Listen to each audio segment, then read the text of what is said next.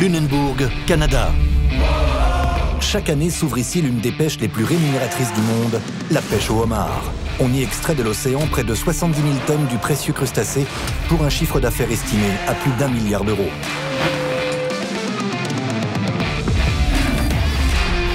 Une pêche extrêmement réglementée qui va durer 6 mois, pas un jour de plus.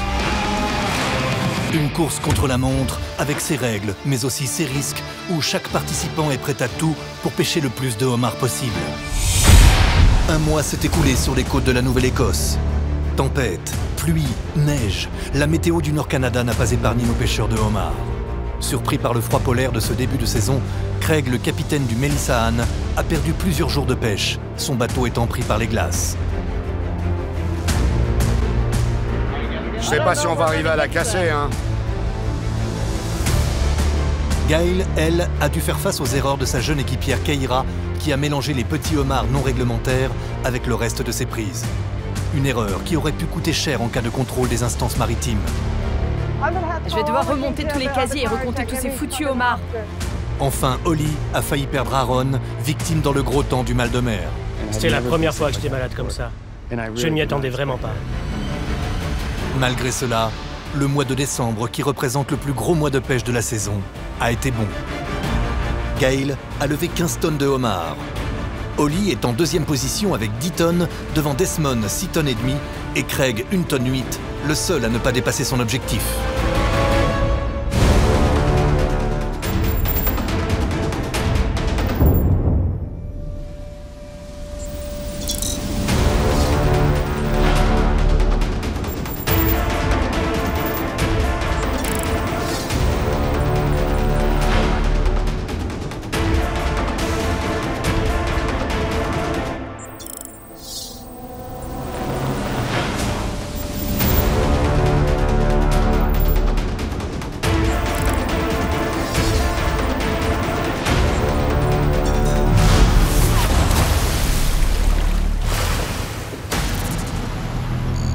Canada, comté de Lunenburg, en Nouvelle-Écosse. Avec moins 19 degrés au thermomètre, le petit village se réveille dans un froid glacial ce matin de janvier. Déjà 2 mois que la pêche a commencé, dans quelques jours, ce sera le nouvel an chinois. Le nouveau marché asiatique pourrait bien faire exploser le prix du crustacé et faire monter en flèche le chiffre d'affaires de nos pêcheurs. De 12,70 € à Noël, le kilo de homard s'apprête à dépasser les 13,60 € en ce début janvier. Une cote historique du jamais vu de mémoire de pêcheurs. Ce l'ombre au tableau, cet hiver affiche des records de température négatives, ce qui risque fort de perturber la pêche au homard. Les eaux glaciales modifient en effet l'activité du crustacé qui risque d'hiberner. Mais nos pêcheurs n'ont pas le choix. Il faut pêcher à tout prix. Trump a commencé une guerre commerciale contre la Chine. Les Chinois n'achètent plus de homards aux États-Unis, donc ils reportent leurs achats directement sur le Canada. Merci Trump, il nous fait redevenir le Canada plus fort. Conscients de cette chance incroyable, nos Canadiens n'ont qu'un mois jour pour pêcher un max de homards pour empocher ce magot chinois. Allez. Gail, la plus armée pour gagner le large, vise une pêche de 5 tonnes avant le nouvel an chinois.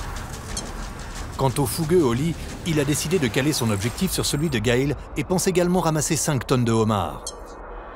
Des, le boss, qui n'aime pas sortir trop loin, fait confiance à ses coins de pêche et espère lever 4 tonnes du crustacé. Enfin, Craig, certainement le plus contraint par sa position géographique, reste néanmoins optimiste et vise 2 tonnes et demie avant la fin du mois.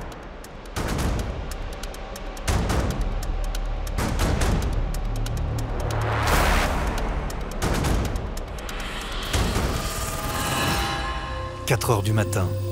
L'équipage du Nelly Rowe est le premier à embarquer, bien décidé à faire le plein de homards malgré les températures polaires. Pendant les mois d'hiver, nos journées sont de 18 heures, voire jusqu'à 21 heures.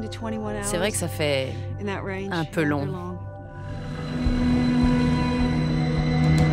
De tous les équipages du Lunenburg, c'est celui de Gail qui prend le plus de risques à la recherche des homards. On a tendance à attraper de plus gros homards quand on s'éloigne des côtes. Et si le froid continue, il faudra maintenir la pêche là-bas jusqu'à fin mars. J'espère qu'ils seront là. Et si ce n'est pas le cas, l'ambitieuse capitaine est prête à aller encore plus loin pour débusquer le crustacé. Les homards sont très sensibles à l'eau et aux marées. Ils ne sont pas très actifs quand l'eau est froide. Ils migrent vers les eaux plus profondes, plus chaudes pour se nourrir. Ce matin-là, il faudra 3h30 de navigation avant de lever les premiers casiers dans un froid intense. Un travail de forçat que même sa compagne, Kat, a du mal à vivre. Dans ces conditions, difficile de trouver un membre d'équipage capable de tenir le choc. Gérard est venu avec nous aujourd'hui, c'est important. On a perdu Keira assez vite. Je crois que physiquement, elle a trouvé ça un peu trop rude. Je commence à être saoulée de former des nouvelles recrues. Mais bon, il n'y a vraiment pas le choix. Si je veux un marin de plus sur mon bateau, on est bien obligé de le faire. Le recrutement est un cauchemar pour Gail. Impossible de garder ses marins, très vite lassés par le rythme de travail qu'impose la capitaine. Depuis le début, ça a été très difficile de déplacer les lignes de casier car on avait tout le temps des nouveaux à bord. Ils ne connaissent pas les nœuds, ne savent pas lever les cordes et ils n'imaginent même pas que c'est aussi dur. Et pour ne rien arranger ce jour-là, arrivés sur site, les homards ne sont pas au rendez-vous. J'avais l'intention de relever mes casiers dans l'ouest et de les ramener vers l'est, où je pensais que la pêche serait meilleure. Mais nous voilà à l'est et c'est la Bérésina. La pêche est vraiment mauvaise. C'est genre la pire pêche que j'ai faite depuis que j'ai cette licence. C'est bizarre parce que les appâts sont encore sur les casiers, il en reste suffisamment pour attirer un homard, mais les casiers sont vides. Ils ne sont donc pas là. J'essaie d'évaluer ce qui est bon pour moi, ce qui est plus économique, mais c'est la nature qui dicte sa loi. Ah, bon sang! Qu'est-ce que je pourrais bien faire? C'est une journée épouvantable aujourd'hui. En fait, on est très surprise. Gail a raison, c'est une de nos pires journées sur les 4 années de pêche. Et dire qu'on paye cette licence une fortune. Mon Dieu, c'est incroyable! Je vais commencer à rigoler là. Non, j'ai jamais vu quelque chose d'aussi mauvais. J'ai vraiment jamais vu ça. C'est moche. Encore des heures et de l'essence gaspillée pour rien sur le Nelly Row. Le moral est en berne, ce qui n'arrange rien à la fatigue accumulée ces derniers mois. La fatigue, l'ennemi numéro 1 du marin, car tomber à l'eau au mois de janvier au Canada ne laisse aucune chance à nos pêcheurs. Les erreurs sont possibles et elles se payent au prix fort. Une corde pourrait s'entourer autour de mon pied. Chaque fois que je pose un chalut, je dois rester très vigilant. J'ai une échelle de secours, elle se fixe sur le côté du bateau. Mais avec le froid, on perd vite connaissance, et là, le problème est réglé définitivement. Si on tombe, c'est moins d'1 minute.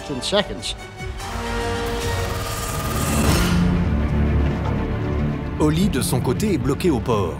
Aaron, son jeune second, n'est pas là. Ce qui ulcère le jeune capitaine qui sait que cette période est la clé de la réussite de sa saison. Mon réveil n'a pas sonné. D'habitude, je me réveille à 4 heures. Mais là, je me suis réveillé à 5h15. Et il faut que je prenne le ferry à 5h30, donc je l'ai raté. C'est pas juste qu'il a raté le ferry. Il s'est réveillé tard parce qu'il sort. Voilà ce qui s'est passé. Son réveil n'a pas sonné, tu parles. Il s'est levé à 5h30, au moment où il était censé être sur le ferry, et il m'a dit « j'ai loupé le ferry ». Résultat, on n'a pas quitté le quai avant 6h15. Il m'a dit « ne refais plus jamais ça ». Une situation qui met l'ambiance au diapason de la température, glaciale. C'est une journée de foutu. Il n'y a rien ici. Et en plus, on galère dans le froid. Et ce matin-là, les premières levées confirment ce que craignait notre jeune capitaine. Il n'a pas placé ses casiers assez loin. Il faut dire que le vieux Rafio est trop fragile pour rejoindre la haute mer. Un handicap pour Holly, qui est à 2 doigts de prendre le risque quand même. Il se passe rien, c'est la cata. Pas un seul homard. Et malchance supplémentaire, les quelques prises sont en dessous des 8 cm 70 autorisés.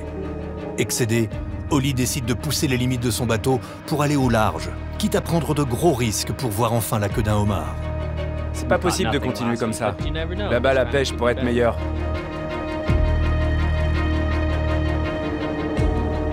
Je sais pas, c'est un peu petit. Vérifie encore. J'ai l'impression que les homards vont vers l'est. Ça risque de changer la donne. Comme à son habitude, le jeune capitaine s'en mêle les pinceaux, ou en l'occurrence les cordages. Eh merde. Le travail sur le pont est son plus gros point faible. Et là encore, il va perdre énormément de temps. Ça craint. Elle est pleine de coupures. Reste plus qu'à faire ça. C'est peut-être parce qu'elle est trop vieille. Mais c'est peut-être aussi que quelqu'un l'a sabotée, qui sait. Reste que cette corde est foutue. Elle est abîmée sur plusieurs brins. C'est bizarre quand même. Ok, vas-y. 3 heures de pêche de perdu à cause du retard d'Aaron, un compteur qui reste bloqué à 0 et des cordes qui s'en mêlent. Rien ne va plus à bord du Muscoot. Allez, viens là. Viens là, toi. Déprimé, Ollie jette l'éponge et rentre au port. Il ne ramènera que 70 kilos dans ses casiers, bien loin de ses objectifs. C'est difficile de garder le moral, mais il faut se rappeler que ça fait partie de la pêche. Si tu rentres chez toi découragé à chaque fois que les prises sont mauvaises, tu vas rentrer très vite en dépression. Pour Ollie, un nouveau changement stratégique s'impose dès demain. Il va devoir déplacer une nouvelle fois la plupart de ses casiers vers une nouvelle zone de pêche.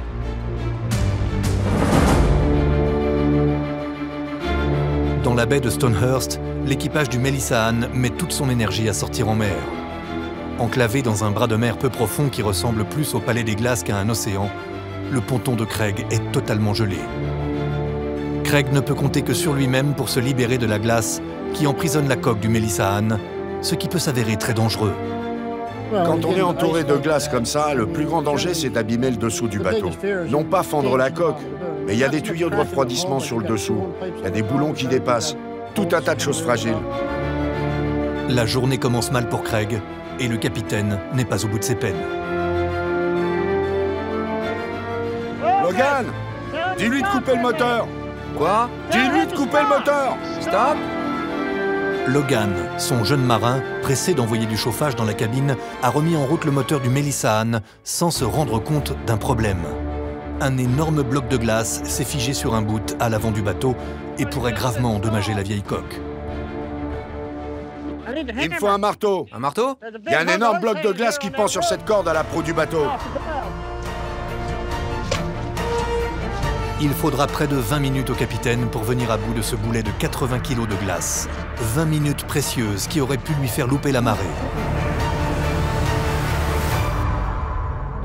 Craig peut enfin commencer sa traque, mais le chemin est long pour espérer rejoindre un spot à homards.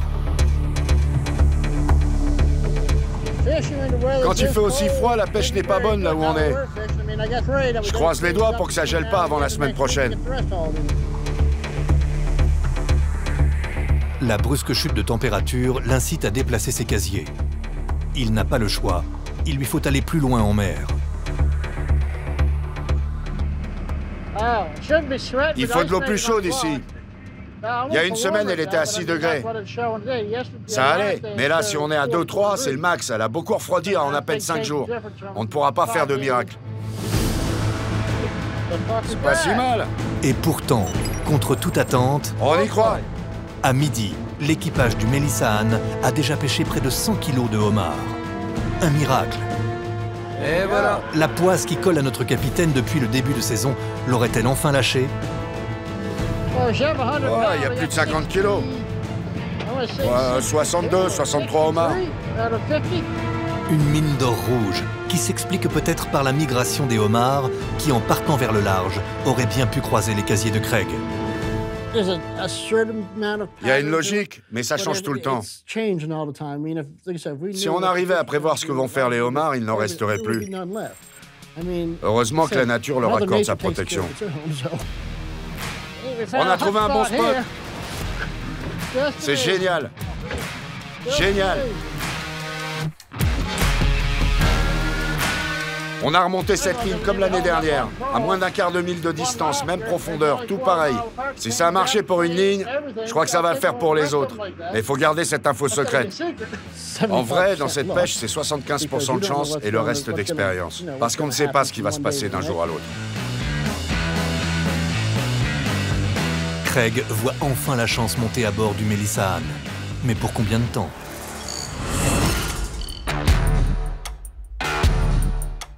Des, notre vieux loup de mer, espère lui que les homards n'ont pas encore gagné le large et maintient ses coins de pêche près des côtes où l'eau est plus froide. Même s'il part moins loin, chaque sortie coûte de l'argent. Alors si les casiers sont vides, cela ne va pas l'amuser très longtemps. Le temps et les conditions en mer affectent le cours des opérations. Quand le vent souffle fort, c'est plus dur de faire avancer le bateau. Les journées sont plus longues. Tout ça complique la tâche et coûte plus cher. On va tout droit. Encore un. Les premiers casiers semblent bons. Voilà un joli bébé. Le pari de Des semble payé. On ne peut pas prévoir quand les homards vont s'activer. Une nuit, il peut ne pas y en avoir. Celle d'après, c'est tout le contraire. Des, la force tranquille de Lunenburg, est encore très loin de son objectif. Mais il reste serein.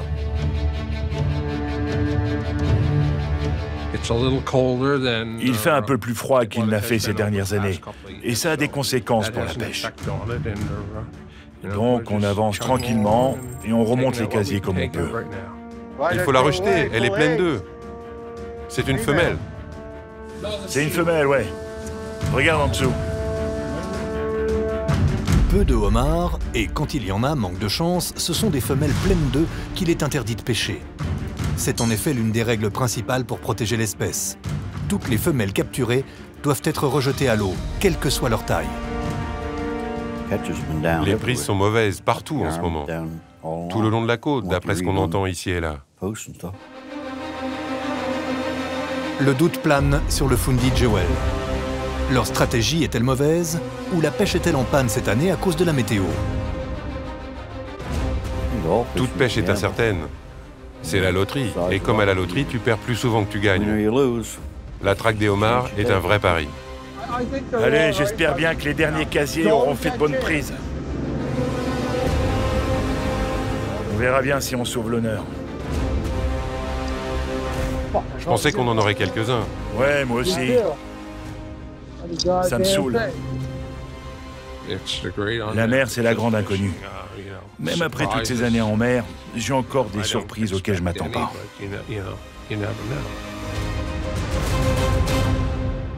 Tous nos pêcheurs sont au fond du trou, à l'exception de Craig, qui pour une fois n'a pas joué de malchance. Mais la météo à venir pourrait bien changer la donne.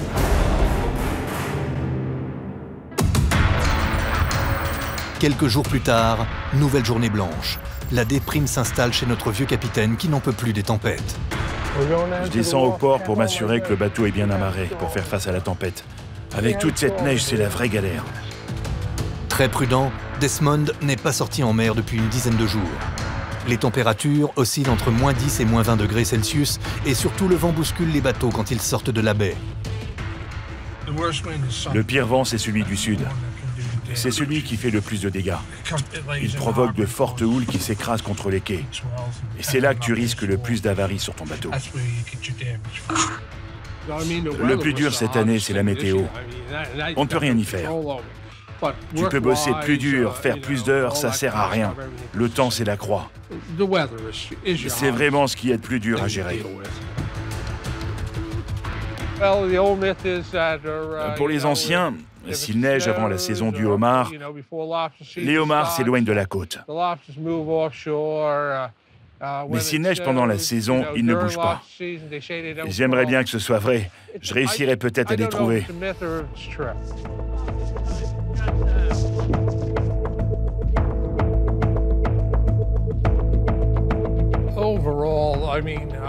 Je me pose des questions d'arrêter ou de continuer. Car si tu ne réussis pas à prendre la mer, tu ne gagnes pas d'argent.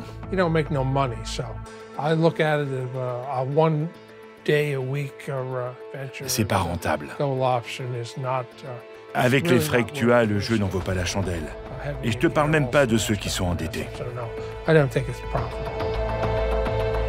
À bout et cloué à quai, combien de temps le boss va-t-il tenir avant de jeter l'éponge? Quoi qu'il arrive, il lui faut encore vendre ses homards. Mais à quel prix?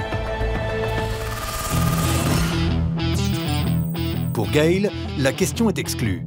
l'infatigable capitaine a mis une nouvelle stratégie en place pour répondre à la demande chinoise. Elle a décidé de braver les tempêtes pour aller prospecter encore plus loin en mer. Un pari risqué, car c'est encore plus de dépenses de carburant et plus de fatigue pour notre équipage féminin. En tout cas, la situation est mauvaise. Il y a de fortes houles, mais j'ai pas le choix. Motivé, notre capitaine compte sur sa volonté et peut-être aussi sur un petit coup de pouce de la chance. Regarde là-bas! Je pense que c'est un casier que quelqu'un a perdu il y a un moment. C'est ce que l'on appelle une ghost trap, un casier perdu par un autre pêcheur du comté. Dans la pêche au homard, pas de quartier. Si le casier doit bien être rendu à son propriétaire, son contenu, lui, va dans la cale de celui qui le trouve. Ah, quel bazar! Le suspense me tue. J'ai hâte de voir ce qu'il réserve. Ah! Regardez-moi ça! Il est plein à craquer!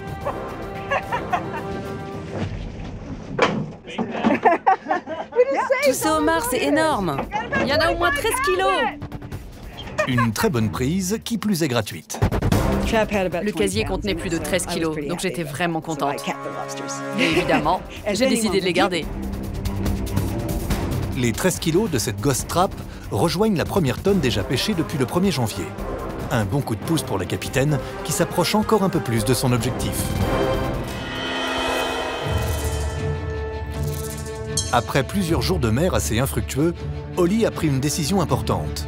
Il a décidé de s'éloigner des côtes dans l'espoir de trouver au large des homards, malgré son vieux rafio à bout de souffle. J'étais un peu sceptique, mais je me suis dit, allez, on va tenter le coup. Faut prendre le risque. Une stratégie qui pousse son bateau à son maximum et qui pourrait lui coûter très cher. Tu sens quelque chose? Tu bois du rhum là derrière? Ouais, je sens quelque chose, ouais. Qu'est-ce que c'est que cette odeur? Je vais aller vérifier le moteur. Ça sent le chaud, ça sent le brûlé. Je suis pas sûr de ce que c'est exactement.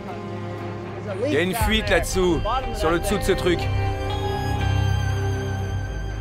Va falloir qu'on s'en occupe, sinon ça va surchauffer. Ça craint. Si on garde le moteur en marche encore longtemps, j'ai peur qu'on perde tout le liquide et le moteur risque de péter. Vaudrait mieux qu'on rentre. Des signes plus qu'inquiétants. Il est en effet impossible de réparer en mer. Il va devoir retourner au port pour régler ce problème. Le réservoir du moteur avait une fuite. On perdait du liquide de refroidissement et on courait le risque que le moteur surchauffe. Il fallait qu'on fasse quelque chose. J'ai hésité, mais heureusement, on est rentré à quai et on a réglé le problème avant que le moteur ne tombe en panne. Un retour au port bien plus tôt que prévu pour Ollie. Le jeune capitaine est victime de l'état de son vieux moteur d'occasion. Cette fois, c'est un réservoir de liquide de refroidissement qu'il faut changer. Mais faute d'argent, il va tenter de le réparer lui-même. C'est tout écaillé ici. Il est en mauvais état. Mais j'ai trouvé la fuite. Avec un peu de chance, on va pouvoir l'arrêter. Il faut y remédier. J'ai toujours peur qu'une catastrophe arrive. Sur mon moteur, mais aussi sur n'importe quelle pièce du bateau. Mon moteur a beaucoup servi et mon mécanicien me dit toujours qu'il est pourri. Il est mécano chez Caterpillar. Il a l'habitude de travailler sur des moteurs en parfait état. Ça le change. Cette pêche d'hiver est décidément un cauchemar pour Ollie. Une journée de pêche de perdu supplémentaire qui laisse filer encore un peu plus son objectif. Sans pièces neuves, la réparation est hasardeuse. Mais engager des frais supplémentaires n'est pas dans l'ADN de notre marin. On a juste rapiécé le vase d'expansion que j'avais déjà avec de l'époxy. Et ça a ralenti la fuite. Ça n'a pas totalement arrêté la fuite, mais au moins ça l'a ralenti. Et après, on a rempli le vase. Ce truc, c'est un réservoir sous pression, donc il crée de la pression. Et du coup, ouais, s'il n'est pas sous pression, ça m'aurait pas inquiété. Alors, pourra-t-il repartir aussi vite qu'il le souhaite? Craig, lui, n'est pas à la pêche ce jour-là. Le capitaine, pour qui chaque centime compte, part tous les 15 jours s'approvisionner à Plug Nico, à 3 heures de route, pour payer le moins cher possible.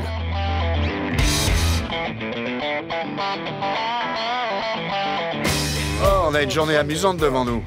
C'est comme si on allait faire du shopping au centre commercial. Sauf qu'on va pas au centre commercial. Ouais, nous, notre shopping, on le fait chez les fournisseurs de pêche. Bienvenue à Pubnico, capitale mondiale du homard. On y trouve de tout. De quoi fabriquer des casiers, des pièces de bateau, mais surtout une grande variété d'appâts, comme ces têtes de poisson dont raffolent les homards. Voilà des belles têtes de lieu noir. Ouais.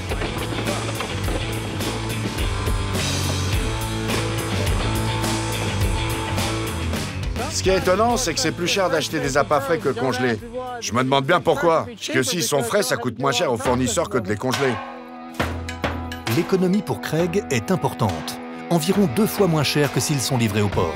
Bon, pour moi, l'appât frais est meilleur que le congelé. Je pense que les homards préfèrent, mais...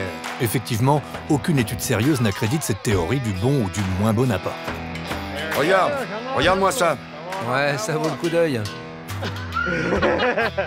À ton avis, c'est combien pour tout le tonneau? 30 $ à peu près. Oubliant sa théorie de l'appât frais, notre pêcheur va se laisser convaincre par un lot de harengs surgelés très bon marché.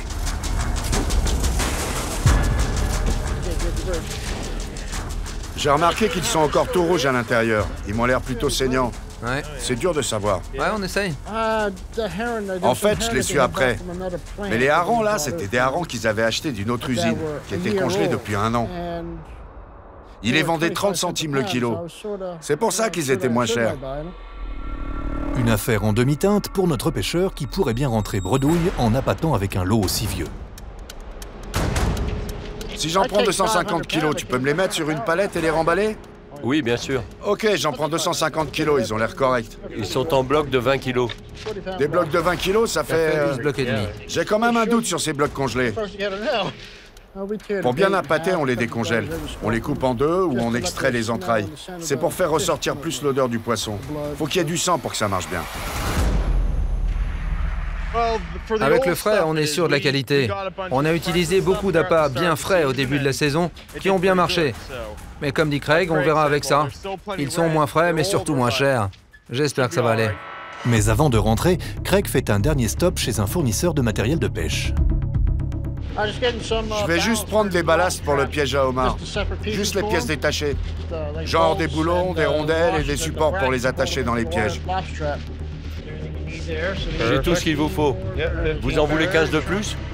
Ouais. Je vais les mettre dans le camion. Ouais, ça me paraît bien. Craig est un as du système D. Tous les casiers qu'il met à l'eau sont fabriqués par ses soins. J'aime construire mon matériel moi-même. Car si je peux le faire tout seul, ça me fait faire beaucoup d'économies. Des économies essentielles pour Craig. Un casier coûte une bonne centaine d'euros à l'achat. Le fabriquer, à peine 10 € de matériel. Sur 250 casiers, l'économie est conséquente. Une activité aussi économique que stratégique. La qualité des casiers joue sur les prises des homards. Et selon Craig, les siens sont les meilleurs. À part si on traverse une très forte tempête, un casier comme ça peut tenir au moins 20, 30, 40 ans. Alors une fois que le casier touche le fond, le homard rampe à l'intérieur et s'accroche à ce sac à appât. Il va se balader tout autour à l'intérieur du casier pour ensuite être pris au piège dans le filet au fond. Voilà, c'est ce filet-là. Il peut passer, mais il ne peut plus ressortir. Alors il va s'accrocher à tous les trous du piège. Souvent, il arrive que nous remontions le casier et que le homard y soit accroché à l'envers sous l'eau. En pleine dynamique de victoire, notre MacGyver de Stonehurst va devoir reprendre la pêche dès le lendemain pour espérer atteindre ses objectifs. À Lunenburg, rien ne va plus pour Desmond, qui vit un moment crucial. Le boss a décidé de se retirer pour cet hiver. Le temps a eu raison de lui. Incapable physiquement de surmonter cette météo, il décide de réaliser sa dernière vente de l'hiver et mise tout sur la demande du marché chinois.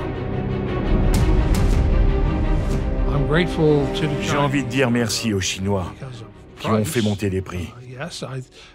Ils m'ont vraiment aidé à gagner de l'argent. Quand je vois ça à près de 14 € le kilo, j'y crois pas. J'espérais avoir quoi, 10? C'est quand même bien mieux. Je suis vraiment satisfait. Chaque caisse représente près de 700 € de homard. Un joli pactole qu'il faut manipuler avec précaution.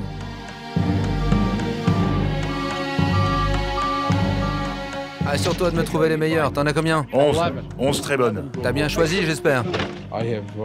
J'ai la chance d'avoir 2 bons acheteurs. C'est 2 gars à qui je fais confiance. Je sais que si je leur vends mes homards, je serai bien payé.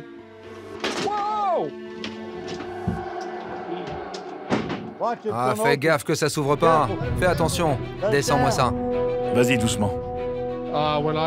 Quand je me suis décidé à vendre, on a parlé prix. Et il n'a pas changé.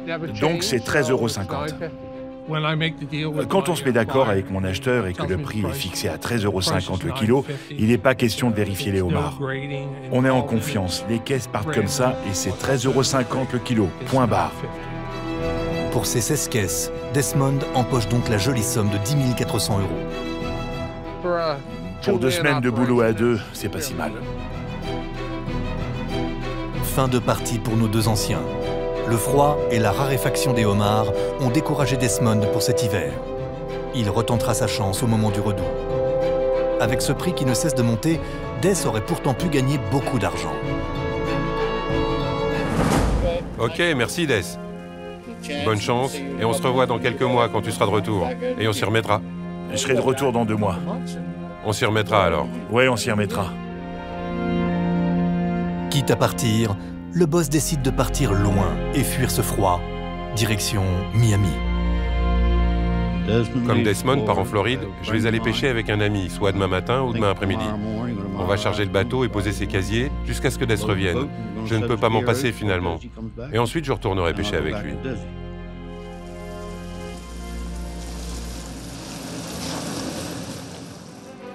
La raréfaction des homards, combinée à la forte demande du Nouvel An chinois, provoque la montée des prix. La question est de savoir jusqu'à quand. Et à Lunenburg, les avis sont partagés. Certains pensent que cela n'ira pas plus loin. D'autres, en revanche, espèrent toujours plus et comptent bien miser sur le manque de homards pour les vendre plus cher. Leur atout, un coffre-fort à homards, en pleine mer, où ils stockent leurs trésors, refusant de les vendre pour faire monter le prix. C'est comme une petite grotte pour les homards. Ils s'y plaisent, ils s'y sentent en sécurité et ils y attendent leur heure. Même Oli, qui a dû vendre en début de saison une partie de ses homards pour rembourser ses dettes, a décidé de louer l'un de ses réservoirs pour attendre le meilleur prix. On les a vendus le premier jour. On les a vendus à Bruce Saunders sur le quai, mais maintenant j'ai mon propre réservoir. Et depuis, je les trie.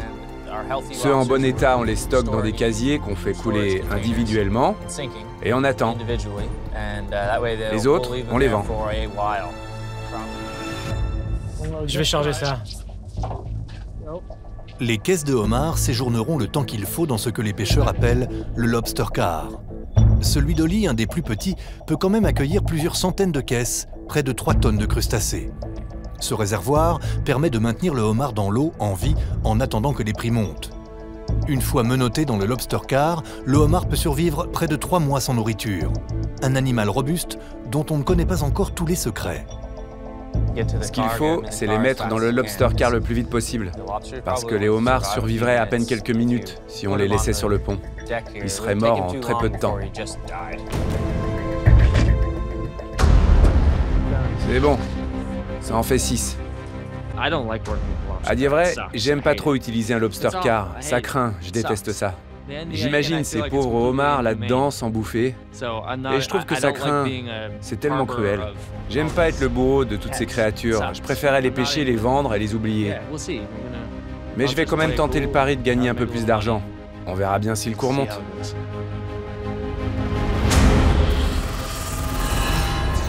26 janvier, à 15 jours du Nouvel An chinois. La stratégie du lobster car est payante pour toute la côte canadienne. Le cours du homard grimpe pour afficher ce jour-là 14 € le kilo. Gail, qui n'a toujours pas vendu ses homards depuis le début, est en mer. Toujours plus loin, la capitaine navigue maintenant aux limites des eaux internationales. J'essaie de trouver un nouvel emplacement. Bonjour, vous. Bonjour. J'aime ça, j'adore capturer des homards. En voilà qui brille. Je m'attendais pas à grand-chose aujourd'hui. Moi aussi, j'utilise le système Olex dont se servent beaucoup de pêcheurs pour me rendre sur zone et marquer les spots des années précédentes. Le problème, c'est que souvent, quand j'y arrive, il y a déjà quelqu'un. Le Olex, c'est bien, mais tout le monde s'en sert. Alors, les meilleurs spots sont vite blindés. Il en faut plus pour décourager Gail, qui dans ce cas bouge et rebouge encore. Je bouge sans cesse. Je commence près des côtes et je me retrouve loin. Cette année, j'ai été près de la côte, loin, à nouveau près, à nouveau loin. C'est crevant, mais faut le faire pour gagner. C'est un peu comme si on faisait de l'exercice, hein? Pas besoin d'aller à la salle de sport. Motivé par le cours du homard, Gail redouble d'efforts et a décidé de racler tous les fonds de la baie. Je calcule en permanence toute la journée. Je compte ce qu'il y a dans un casier et je le multiplie par le prix au kilo. J'ai toujours les chiffres en tête et je calcule combien je vais gagner après avoir couvert les frais. Le prix change souvent en cette période. On n'y pense pas trop parce qu'on ne peut rien faire pour contrôler le cours. J'arrive pas à comprendre comment ça fonctionne.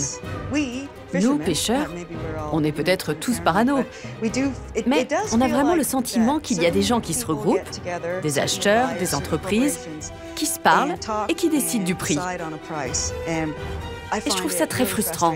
Ça me met en colère d'être à la merci de ces gens.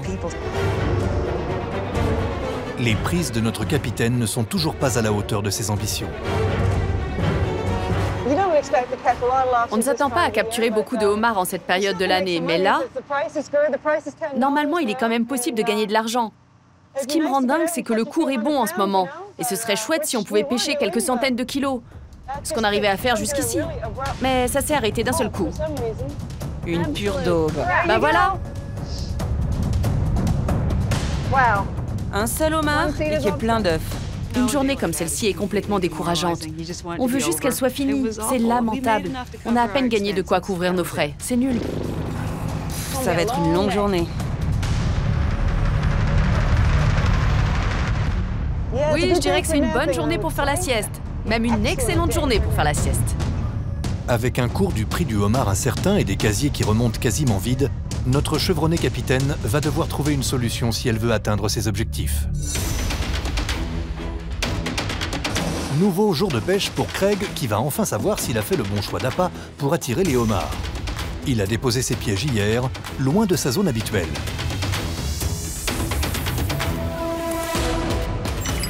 Je suis sûr que les homards sont ici.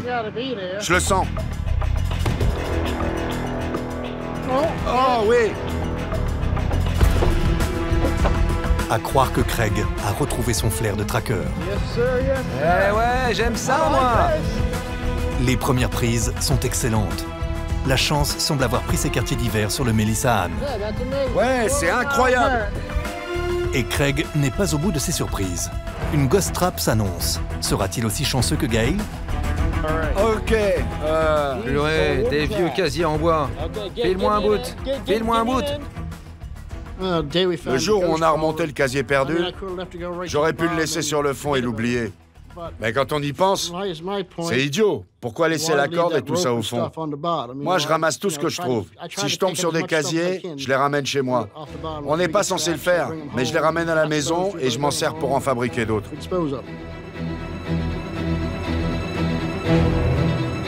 Voilà un des casiers. Il n'a pas l'air d'en rester grand-chose. Je sais pas, j'arrive pas à voir. Contrairement à Gail, pas de chance pour le capitaine du Melissa Anne. Le casier est complètement détruit. On en a tiré un sac à appât, mais rien de plus. En tout cas, ici, c'est plein de rochers. Un fond parfait pour les homards. Un peu plus loin, notre capitaine va déchanter en découvrant un concurrent qui n'a rien à faire sur sa zone de pêche. Ah, génial! Voilà un type qui vient pêcher gratos chez nous. Il loue un bateau, puis il arrive avec son capitaine. Il embauche un équipage étranger et amène des casiers maison. L'équipage et le bateau viennent de l'île du Prince-Édouard, hein, c'est ça? Ouais, ça me saoule. Il faudrait trouver un moyen d'arrêter ça. Un pillage face auquel Craig ne peut rien faire. Le bateau de pêche aux limites de la légalité surfe sur les règles internationales. La première fois que je les ai vus, c'était il y a 2 ans. Ils sont venus avec 4 bateaux. Ils ont pêché ensemble comme une meute de loups. Et ils faisaient couler leurs lignes sur les tiennes. Impossible de les retrouver. Ils m'ont coupé les cordages, ils ont coulé mes casiers. Je les ai jamais retrouvés. Et quand ils ont fini de dépouiller un endroit, il ne reste plus rien. Craig et les autorités sont impuissants. Les habitants de l'île du Prince-Édouard sont en effet autorisés par tradition à louer des licences même s'ils n'habitent pas le comté de Lunenburg. Le homard étant leur seule ressource, ni agriculture ni élevage sur l'île, une ancienne règle les autorise à se déplacer dans les régions limitrophes sans en être originaires. Je ne sais pas quoi dire. Je ne comprends pas ces règles. Il y a quelques gars qui pêchent ici, qui ont des maisons. Mais ces types-là, ils viennent et ils font des allers-retours tout l'hiver et volent nos homards. Rien, même sa bonne pêche ne rendra le sourire à Craig en cette belle journée. Holly, notre jeune pêcheur, tient bon et n'a toujours pas vendu. Mais avec son inexpérience dans la gestion du lobster car, il commence à angoisser. Il décide d'aller vérifier son réservoir. J'espère qu'ils sont tous en bon état. Voilà toute la caisse. Ouais, regarde, ils sont pépères. Ils ont l'air bien, les petits gars. Pas de problème, apparemment. Je dis toujours que si on prend le temps de sortir la caisse pour y jeter un coup d'œil, autant la vendre. Donc je regarde jamais. Cool, c'est nickel. Y a pas de perte. Théoriquement, le homard reste en vie 3 mois dans un lobster car. Mais dans le fond de son réservoir, Holly a quelques mauvaises surprises. Il sent pas si mauvais que ça, mais il est bien mort. Ça en fait 2. Des jolis en plus. Rien de grave au final, mais Holly ne veut prendre aucun risque et se décide à vendre ce soir 3 tonnes de homard. Y a quelqu'un? Quelqu'un achète du homard par ici? Aaron, tu viens? Ok. Et avec cette pénurie, forcément il trouve preneur. Mais peu enclin à faire confiance, Holly reste sur ses gardes.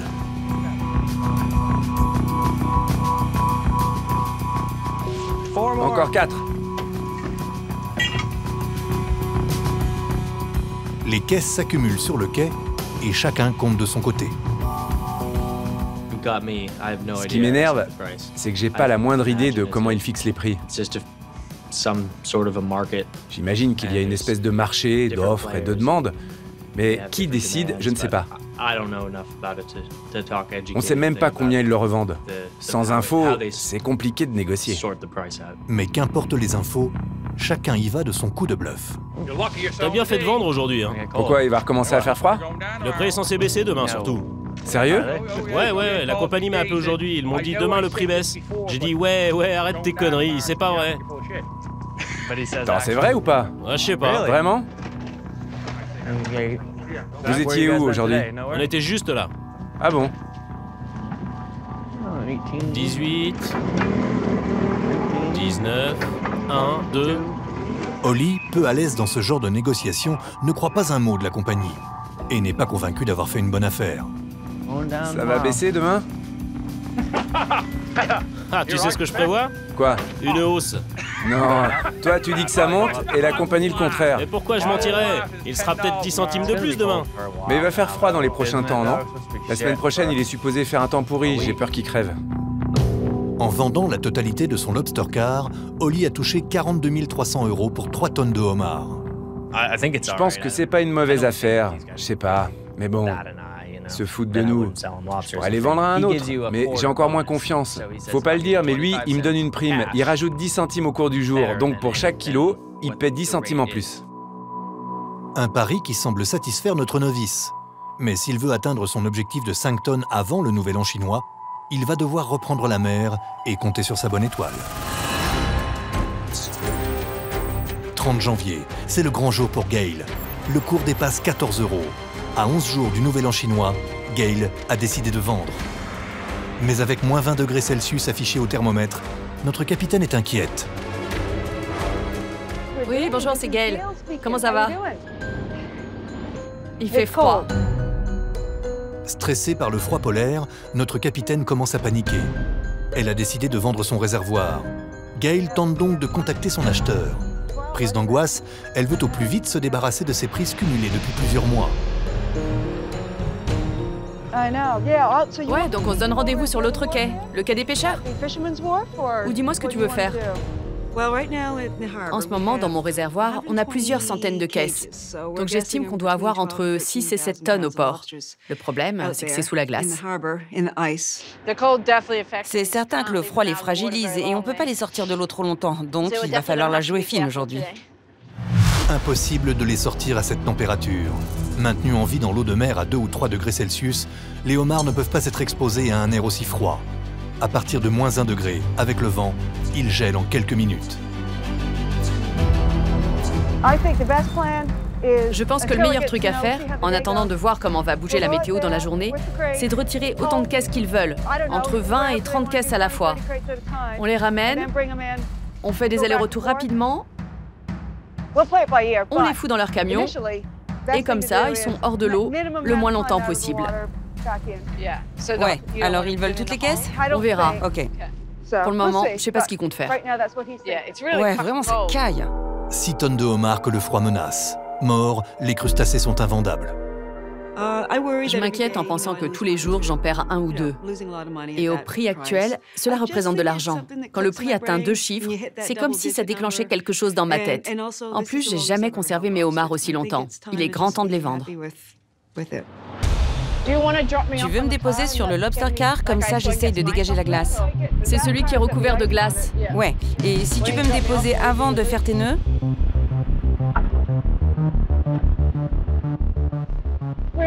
Je suis flippée de m'engager trop tôt dans cette affaire, parce qu'il fait vraiment très froid. Et les homards ne sont pas capables de le supporter. On ne peut vraiment pas les retirer de l'eau très longtemps.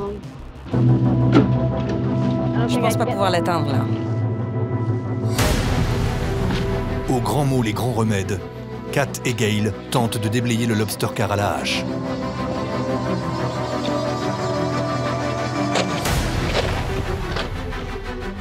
Je suis en contact avec mon acheteur, on essaie de trouver une heure pour se rencontrer.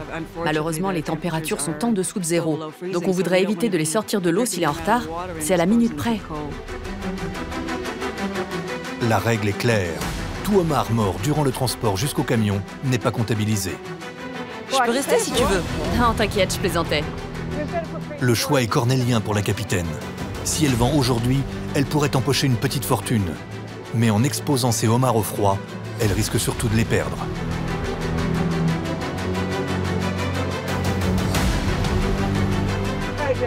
Salut Joe, désolé de te déranger. Je pense pas qu'on aura les températures qu'il nous faut aujourd'hui. Le vent commence à souffler ici. Ouais. Ça craint, vraiment ça craint, mais... Ok. Je veux pas prendre le risque. Ce serait affreux s'il gelait. Qu'est-ce que t'en penses? On pourrait essayer de faire la vente avant qu'on parte en vacances dans quelques jours. Si on n'arrive pas à la faire avant, tu me confirmes que le prix serait le même. On est d'accord, non? Et tout serait OK. Quand est-ce que vous partez? Mardi, non? Mardi, ouais. Ouais, le prix, je peux pas te garantir plus de 9 € le kilo si ça tombe. Ouais. Désolé, Joe. OK, salut. Pas de soucis, bye. L'acheteur accepte d'attendre quelques jours que le thermomètre monte. Mais si le cours s'effondre entre-temps, Gail pourrait perdre la moitié de la valeur de ses homards. OK. On leur dit qu'ils peuvent partir? Ouais, on va les renvoyer chez eux. Ça craint. 5 heures à conduire 2 camions. 5 gars pour rien. Ça craint, vraiment. La capitaine est prise à la gorge. Pas le choix. Elle décide de reporter sa vente. Ok les gars, bonne route. Bonne route, désolé les gars. Enfin, vous serez quand même payés. C'est le patron qui va faire la gueule. Salut! Si Gail n'arrive pas à sortir ses homards avant le nouvel an chinois, sa stratégie de boursicotage pourrait se retourner contre elle. Alors, les filles arriveront-elles à vendre avant la chute des prix? 3 février, les jours s'enchaînent et se ressemblent. La météo n'a laissé aucune chance à Gail de sortir ses 6 tonnes de homards. C'est le dernier jour des ventes à destination de la Chine. Elle n'a plus le choix. Le cours affiche 15 € du kilo. Un chiffre record qui risque de s'effondrer dès que les derniers avions frigorifiques partiront. Le thermomètre affiche moins 6 degrés ce matin. Le déplacement des homards jusqu'au quai est risqué, mais possible.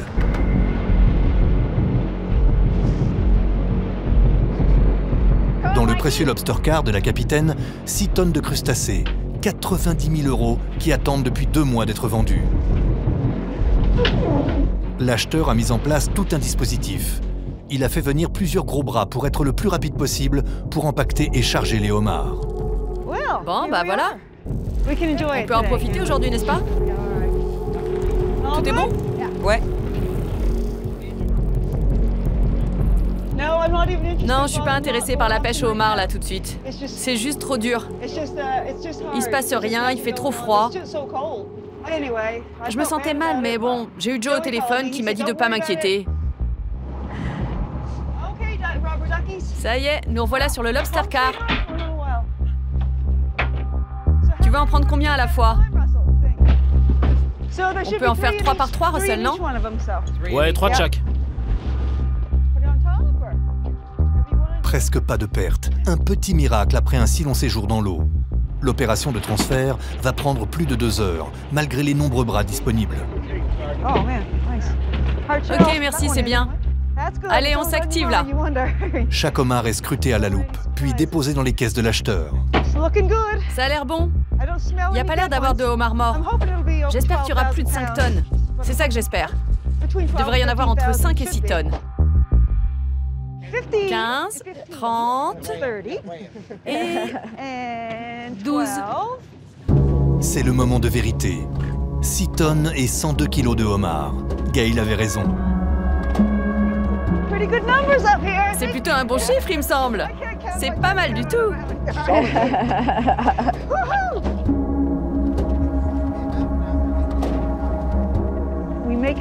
L'objectif, c'est de garder les homards dès le début, quand le prix est au plus bas. Nous, ce qu'on veut, c'est les vendre le plus haut possible. Mais c'est toujours risqué de les garder. Et Gail n'est pas au bout de ses surprises. Elle ne sait pas que le cours du homard a encore monté dans la matinée, pour atteindre l'incroyable chiffre de 15 € le kilo. Un record. 5,4 tonnes. C'est ce qu'on pensait, c'est bien ça.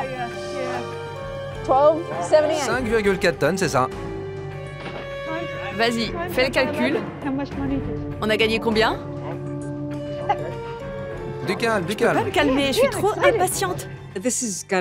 C'est le prix le plus élevé que j'ai vu jusqu'à maintenant. On a bien fait de s'accrocher autant qu'on le pouvait et de le faire à 15 €. 90 343 €. Combien? Combien? J'ai pas entendu. Rien, tu ne prends pas de part cette fois. C'est un bon chiffre, ça. Ouais, c'est mieux que ce qu'on pouvait espérer. Je suis contente. Je dirais que je suis une éternelle insatisfaite. Mais il y a des jours où je suis contente de ma prise. Qu'est-ce que t'en penses? Je pense qu'on a réussi. Oui, on a réussi. En une seule vente, Gail empoche 90 343 €. De bon augure pour ses objectifs annuels. Le nouvel an chinois sonne le glas de la pêche d'hiver. Nos pêcheurs ont lutté comme jamais sur ces 3 mois les plus rudes qu'ils n'ont jamais rencontrés. Avec des records de température et de prix, ils ont vécu un hiver hors du commun. Gail aura atteint de justesse les objectifs du mois avec un peu plus de 5 tonnes de crustacés. Elle cumule 195 000 € depuis le début de l'hiver. Holly, lui, est bien en dessous de ses objectifs. Il n'a attrapé que 3 tonnes de homards sur cette dernière partie de l'hiver. Mais parti sur les chapeaux de roue en début de saison, il cumule 125 000 € de chiffre d'affaires. La décision de Desmond d'abandonner en plein milieu de l'hiver pèse lourd dans la balance. Seulement 1300 kg de homards sur cette dernière partie. Son compteur hivernal est bloqué à 83 300 €. Enfin, après un début de saison catastrophique, Craig est le seul à avoir tiré son épingle du jeu dans le froid polaire de l'hiver, avec 3,8 tonnes de homards capturés ce dernier mois. À la sortie de l'hiver, il talonne le boss avec 70 650 € de gains.